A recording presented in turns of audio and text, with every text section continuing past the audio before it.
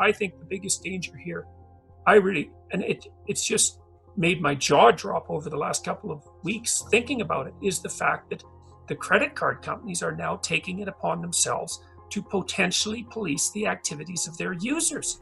It's like, my God, is that really? I just can't believe that any sensible person would think that through and then want to live in a society where your spending habits are being monitored by the company that basically produces your money. I can't think of anything more totalitarian than that.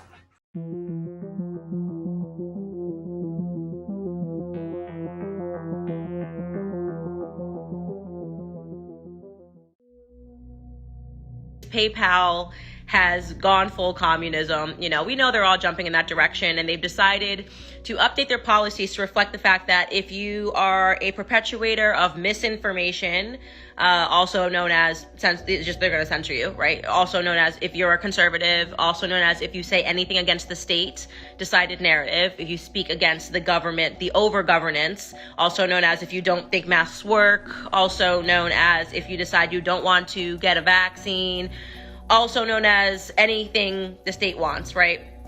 That they will actually fine you $2,500. Like, they actually wrote this in their updated policies that they would have a right to fine you. They could also shut down your accounts. And aside from misinformation, if you shared anything that could be considered harassment against a gender identity. So if you say, I don't know, something crazy like only women can give birth, PayPal could be like, oh, $2,500 taken from you. And some people were like, oh, I don't even keep $2,500 in my PayPal account. Read your policy agreement again. You've linked your bank accounts. So I'm pretty sure that means that they could just take the money out of your bank account directly. That's relationship that you have agreed to when you give PayPal access to your bank account. So that's insane and it's crazy. So basically, at the end of last year, I turned to my husband. It was when General Michael Flynn got that letter, you remember, and it basically said, I don't know if it was to him or to his wife, and it basically was from JP Morgan Chase Bank, and they were like, we don't want you at our bank anymore because of who you are. Wow, mind-boggling, scary, right? Think about the fact that if you're a criminal or you're a murderer, you could literally leave prison and you could open an account at Chase tomorrow. But if you're a conservative, God forbid, gasp, and it wasn't just Michael Flynn. This happened, I think first person it happened to, like all the banks were kicking her out was Laura Loomer. Warning to everyone who's listening. It's like, okay, let's think this through. So the New York Times last week wrote an article about the credit card's complicity in loaning money to that terrible tiny minority of people who engaged in mass shootings. Mm-hmm. Right, stating that it was the responsibility of the credit card companies to monitor and potentially prevent that activity. It's like, okay, so what's the idea here? The idea is that the companies to whom we have entrusted our monetary system, in large parts, that would be the credit card companies, now get to review our spending patterns to determine if what we purchase is in accordance with what they regard as morally acceptable. Okay, and we think that's a good idea. That's where we're headed. And MasterCard and Visa and PayPal are already starting to block people.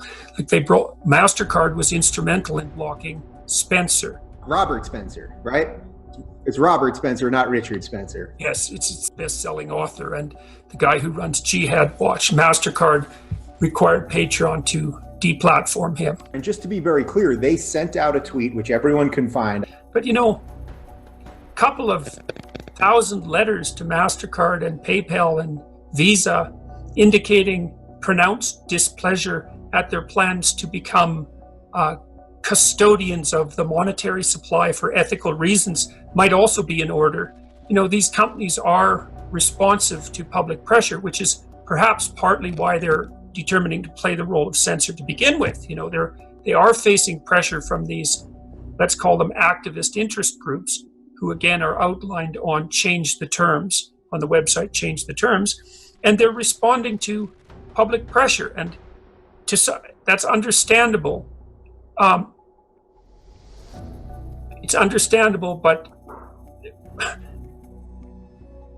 inexcusable in a certain regard. But the right way, perhaps, to begin to push back is to let the credit card companies know that there's a constituency on the other side that I suspect constitutes the vast majority of credit card users, the silent middle majority of let's say, Western society, who are neither radically right nor radically left, who would just as soon not have their spending habits monitored by giant corporations. It's pretty funny, too, that the left is so opposed to corporate entities, on principle, especially the sizable ones, and, have a certain justification for being skeptical about the moral direction of very large organizations, are so eager to hand over the reins of social control to precisely the companies you'd think they would be least likely to crawl into bed with. I mean, really, MasterCard and Visa? It's like... Right. Or at the same time, they want to hand over more control to the government to handle these things. And we should be pretty clear that in the last couple of weeks that we've been discussing this, every single discussion that we've had about this, I don't think once did we entertain the idea of, we've got to get the government involved to fix this thing. The idea that there's an identifiable category and you can put boundaries around it and term it hate speech, and then you can produce committees or deal with people on a one-to-one basis, as Patreon is doing, without any central policy, or let's say despite their central policy, or that you could turn that into an algorithm that could validly identify hate speech without producing false positives, right? Without accusing people who shouldn't be accused of violating. All of that's just completely, it's just beggars the imagination as far as I'm concerned.